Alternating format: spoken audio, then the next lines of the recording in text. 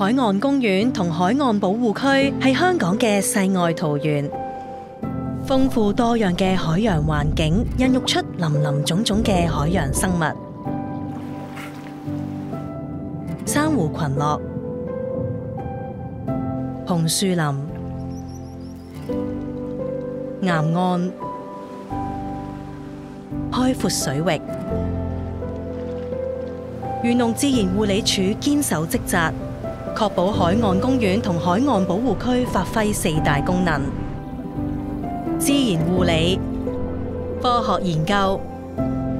教育、康樂。我哋誠摯邀請你走進海岸公園，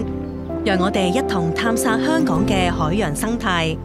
攜手保護美麗嘅自然環境。